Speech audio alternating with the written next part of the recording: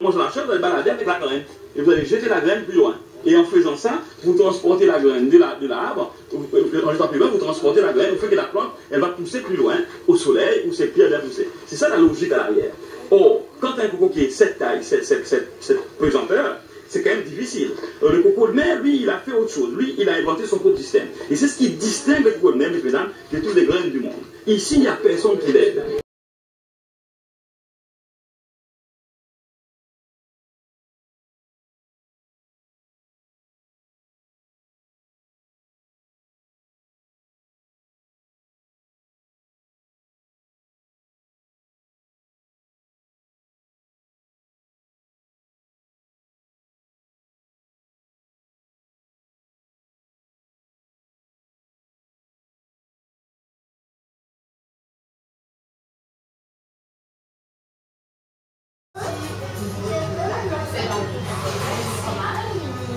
On va se retenir, on a besoin.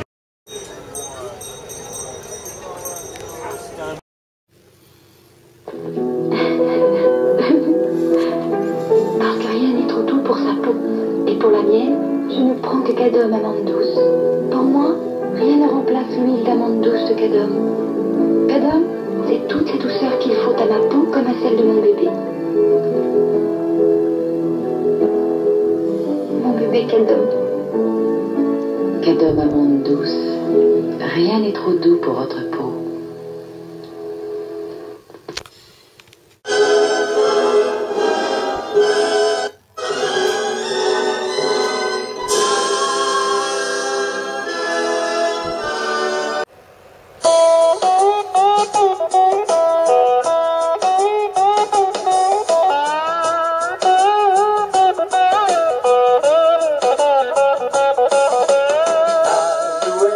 Gentille alouette, alouette, je te plumerai. Alouette, gentille alouette, alouette, je te plumerai. Grâce à la lumière apportée par l'érosion naturelle, nous avons mesuré sa position exacte. Ça devait être là. Quand la lumière a fait apparaître un petit sac, personne n'imaginait ce qu'il pouvait contenir.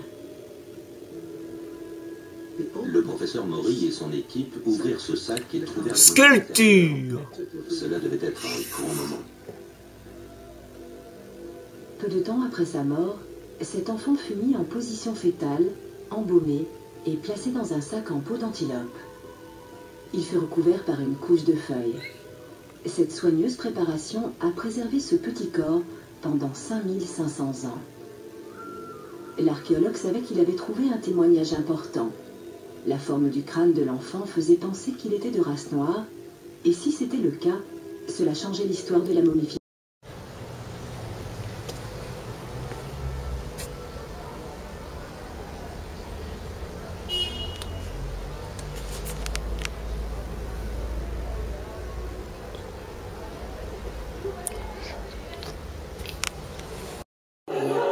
Et faire coucher les ovocytes ou les embryons afin de se garantir une grossesse à la date de l'accouchement.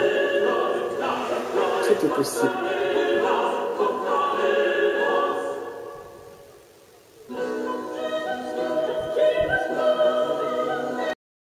T'avais encore oublié ton allergie au chocolat. Chanter Noël nous est né.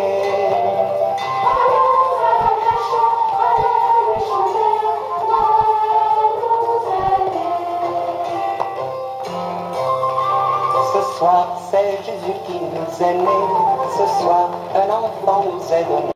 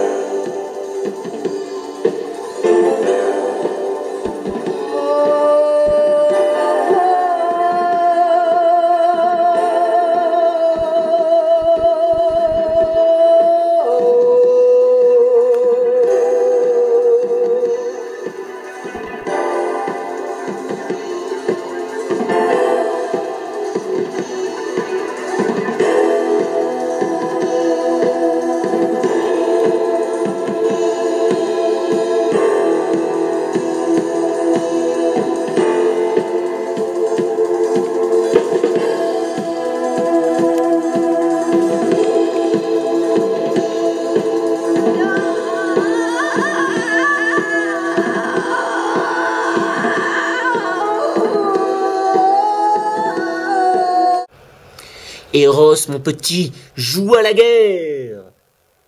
L'impact charnel d'Eros.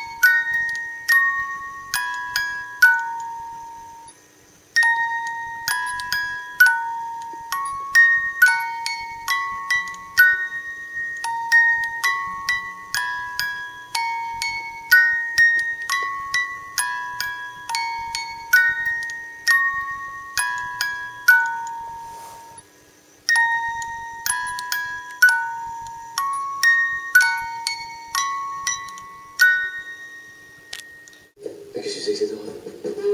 Oh bah c'est... Depuis la nuit des temps, la naissance pour les femmes, ce fut le rendez-vous terrifiant avec la souffrance, les pratiques obscurantistes, l'absence d'hygiène élémentaire, l'effrayante mortalité. Peut-être était-ce aussi autre chose qui s'est perdue, une plus grande participation, une certaine liberté de mouvement. Un moment de complicité entre femmes pendant lequel s'accomplit tout un rituel initiatique. Un moment peut-être où se transmet tout un savoir proprement féminin, patiemment conquis sur toutes ces morts et toutes ces douleurs. Et les hommes? Les hommes, c'est par le biais de la chirurgie qu'ils vont réussir à s'introduire dans un univers qui leur était jusque-là interdit. Mais ils n'y entrent pas humblement, avec la volonté d'apprendre. Ils y entrent en chassant le savoir plus discret des femmes, avec la tranquille assurance de ceux qui apportent la lumière, qui détiennent la seule science. Ils inventent des outils qui se révèlent efficaces. La mortalité recule.